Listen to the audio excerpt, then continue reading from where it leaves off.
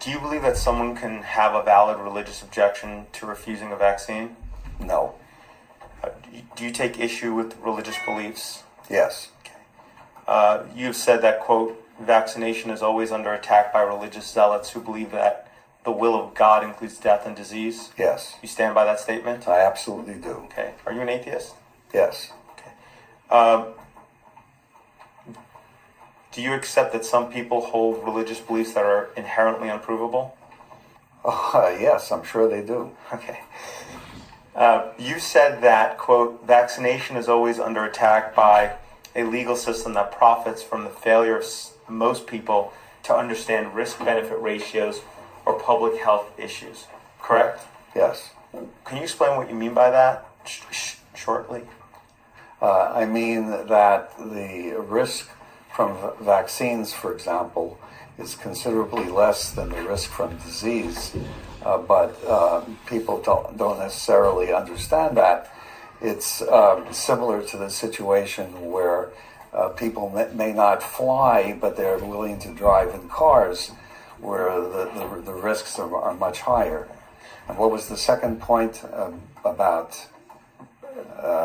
Public health issues. Public health issues, yes. Not understanding the importance of a high vaccination coverage in prevention of disease. One child can make a difference? One child probably doesn't make a difference, but a collection of one childs do make a difference. At the most recent ACIP meeting, you spoke and gave ACIP 3 pieces of advice, correct? Yes. Right. One of them was to conduct more vaccine safety studies to prove the anti-vaccinationists wrong, right? Yes, correct. Okay. If the science to prove vaccines safe already exists, why would more safety studies be needed to prove the anti-vaccinationists wrong? Because there are so many people, as you can see on the web, who have these beliefs about vaccines, and as we have discussed throughout this long day, it would be valuable to have more safety data. Like a vaccinated versus unvaccinated study, correct? If such a study is feasible. Okay. Shouldn't vaccine safety studies be done for the sake of making vaccines safer, not for the purpose and with the predetermined objective of proving so-called anti-vaccinationists wrong? Oh, absolutely. I do not deny that there are known reactions to vaccines. Fortunately, they are rarely serious. But I support more research on every aspect of vaccines. And your claim that they're rarely serious is from your book, right? Yes. Okay. When's the last time that you received a vaccine, Dr. Plotkin? Influenza vaccine.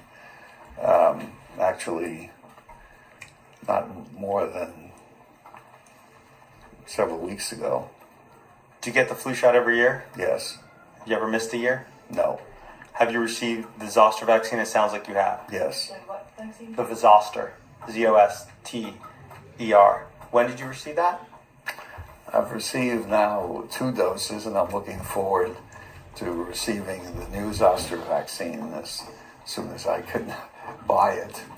Have you received a PCV13 vaccine? Yes. Have you received a PPSV23 vaccine? Yes. Hep B vaccine? Yes. Let me do that again. Have you received a Hep B vaccine? Yes. Yeah. Have you received a hepatitis A vaccine? Yes. Have you received a MEN ACWY or MPS V4 vaccine?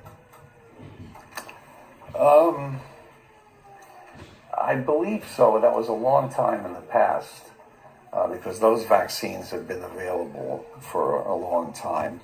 I'd have to check my records, but I think particularly when I traveled to Africa, I believe I took it. Have you received a MEN B vaccine? Not yet, no. Have you received a Hib vaccine?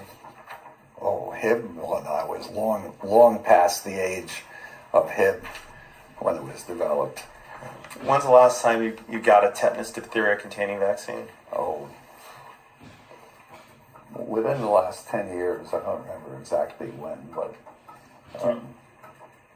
Do you think all adults should be required to receive all vaccines on the CDC's adult immunization schedule? That's somewhat of a difficult question because adults, of course, have the ability to make their own decisions. Tetanus is a vaccine that, how shall I put it? I guess it's a choice whether you're willing to be susceptible to tetanus or not. For pertussis, I think there's increasing reason to say that all adults should be vaccinated against pertussis. So it's, let's say, open to discussion at this point for DTAP anyway. You'd support a law that would require adults to get the DTAP?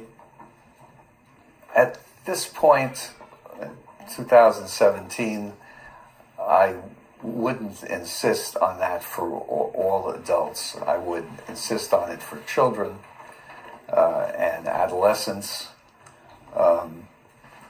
But the data, the reason I say that is because the data showing protection against pertussis in older adults is really not that solid, not that available.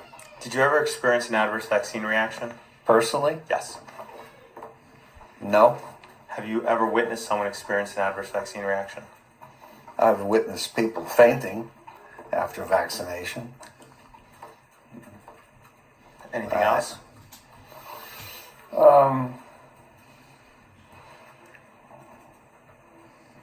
Certainly I've seen people complain of pain at the injection site.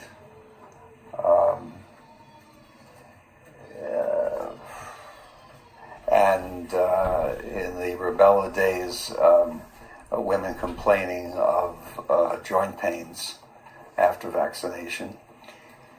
I think that's it. When you say fainting, after what vaccine was that? Oh, actually, that was tetanus, as I recall. It was a high school athlete. Do you know anyone that's experienced a serious adverse reaction? Personally, no. Yeah. Did your grandchildren receive the hepatitis B vaccine on the first day of life as recommended by the CDC? I'm sorry, say the question again. Yeah. I asked if his grandchildren have your grandchildren received the hepatitis B vaccine on the first day of life as recommended by the CDC? And he answered yes.